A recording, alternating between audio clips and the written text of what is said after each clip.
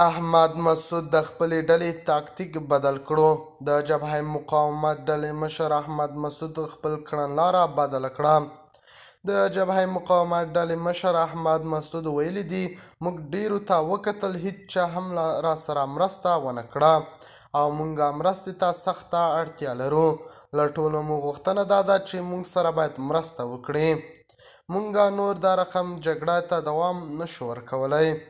د خرابات ټي وي چینل درنو لیدونکو سلام، ستړي مشئ، وخت مو بخیر.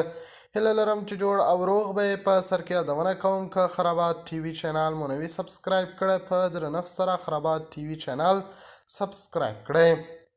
احمدمسعود چې له بهر څخه دغه ډلو څارنه کوي، ویل چې د افغانستان مقاومت جبهه مجبوره شوې چې خپل تاکتیک بدل کړي، ځکه چې د سخت دریځو وسلوالو طالبانو پر وړاندې جګړه نوره نشي کولی.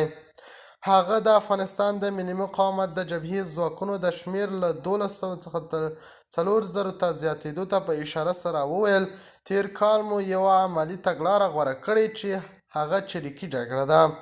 له همدې امله تاسو لیدلی شئ چې موږ د دې کوچني شمېر سره ډېر تاثیر درلود. 40 کلن احمدمسعود چې په پاریس کې د یو نوي کتاب د پرانیستلو لپاره تللی و، همداراز یې وویل د افغانستان ملي مقاومت جبهې ځواکونه هیڅ ډول پوځي مرسته نه کوي او په افغانستان کې د لسیزو جګړو له امله د وسلو په ګودامونو تکیه کوي. دوی مهماتو ته اړتیا لري. احمدمسعود څرګنده کړه دا د طالبانو لپاره د ستونزو سرچینه ده، خو د هغوی د نسکورولو یا د خبرو اترو میز ته د کښېنولو لپاره کافي نه ده. دا هغه څه چې نړۍ باید پوه شي.